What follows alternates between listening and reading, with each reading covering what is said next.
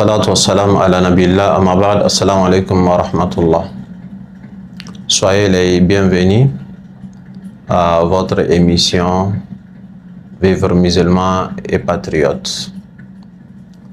Aujourd'hui, nous allons parler d'un thème qui concerne les musulmans, mais qui est aussi un thème de patriotisme aussi, qui est le respect des lois et des institutions de la nation. En islam, il est recommandé de respecter les lois de la nation et ses institutions à laquelle on appartient.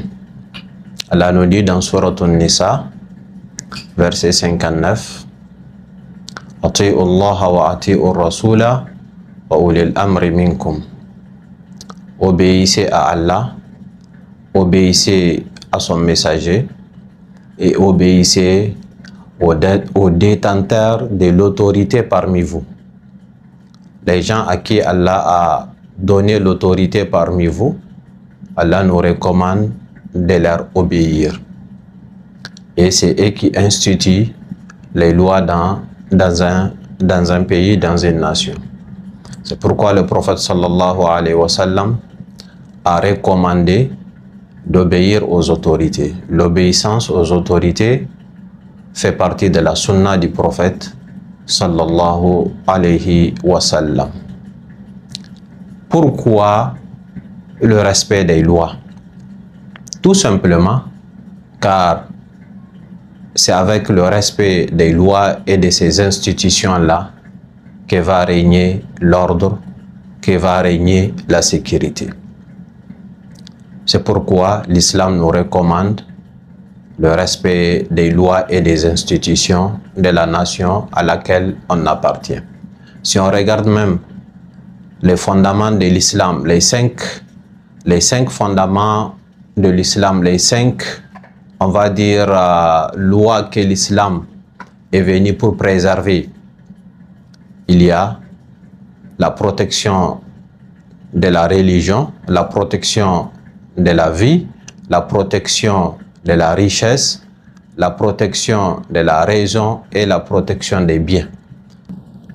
Vous allez voir, tous les lois islamiques concourent à l'atteinte de ces cinq objectifs-là, qui est quoi? La protection de la religion, la protection de la vie, la protection de la raison, la protection des biens et aussi la protection, comme on l'a dit, de la raison. Donc, l'islam est là pour protéger, pour préserver ces cinq objectifs-là.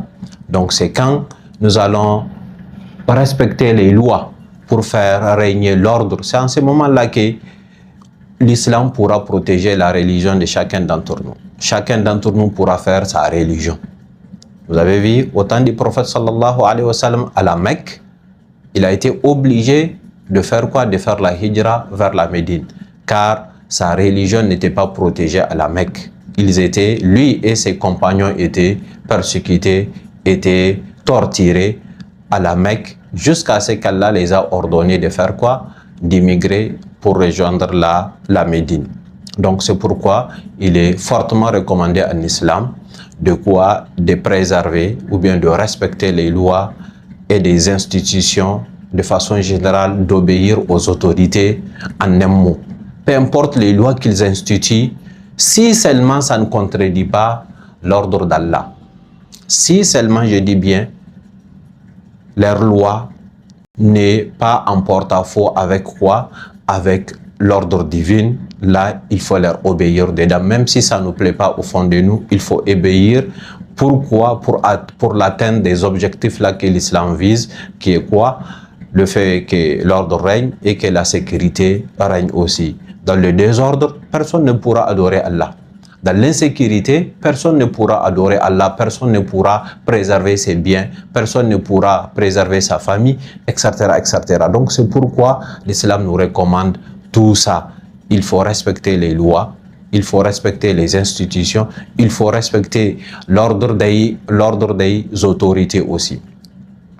Exemple, on peut prendre parmi les lois, exemple, les taxes. les impôts et taxes.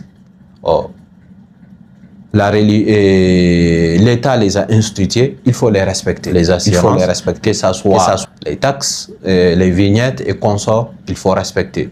Les barrières, les taxes douanières, l'État les a instituées, il faut les respecter du moment qu'ils participent à faire régner l'ordre, à faire régner la sécurité dans le pays.